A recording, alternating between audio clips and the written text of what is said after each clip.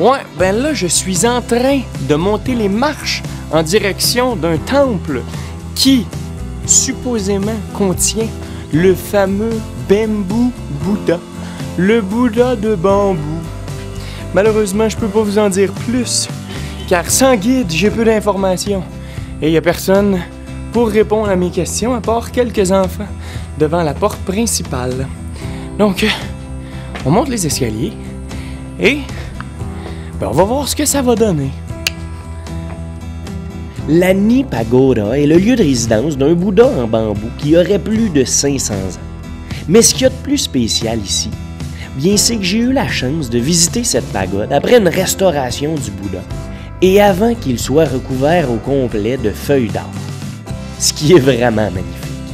Et honnêtement, j'en ai vu des Bouddhas dans ma vie, mais celui-là, de cette manière, il se différencie vraiment des autres. Sa brillance impeccable, sa perfection dans les détails et le mystère dans sa noirceur. Une noirceur profonde qui, tout dépendamment de votre humeur, semble pouvoir vous faire pencher du bon ou du mauvais côté. Ouais, mais c'est ça que ça fait quand on laisse toujours ses souliers avec ses bas à l'entrée d'un temple. Je viens de retrouver mon bas à 100 mètres de l'entrée. Et ouais, il y a quelqu'un qui s'est très bien amusé avec. Fait que là, je dois marcher quelques kilomètres sans bas.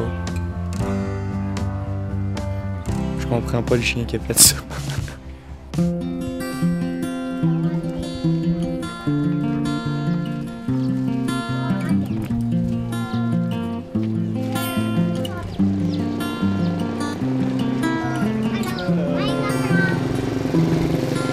La ville de Kala est une enclave indienne située sur un plateau à 1300 mètres d'altitude.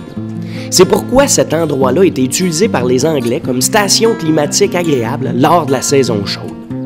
Il faut aussi savoir que pendant la Deuxième Guerre mondiale, une grande quantité d'Indiens sikhs sont venus combattre les Japonais aux côtés de l'armée britannique. Après la guerre, plusieurs se sont installés ici. Et on retrouve toujours aujourd'hui des restaurants népalais et indiens comme je les aime tant. Un arrêt pour un bon souper dans un de ces restaurants est donc obligatoire. Question de me rappeler un peu mes quelques mois passés dans ce merveilleux pays qu'est l'Inde. Mais à part ça, Kala est une ville pas plus spectaculaire que ça, dans le sens qu'il n'y a pas vraiment de monuments incontournables.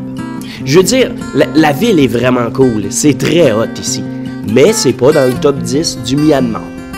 Alors la raison de ma présence ici, bien c'est que pour les amateurs de marche, Kala est le lieu de départ idéal pour différents trekkings de plusieurs jours dans les villages des alentours.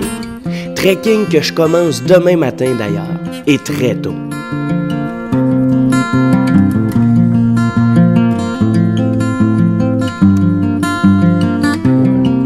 Le sommet d'une montagne, avec une belle vue sur la ville, c'est définitivement l'endroit où j'aime le plus me retrouver pour un coucher de soleil. Peu importe les conditions, et peu importe si je vois vraiment un coucher de soleil lumineux, rempli de couleurs aux profondeurs de l'horizon. Le plus intéressant, bien c'est de voir une ville s'assoupir, de voir une ville tranquillement se transformer.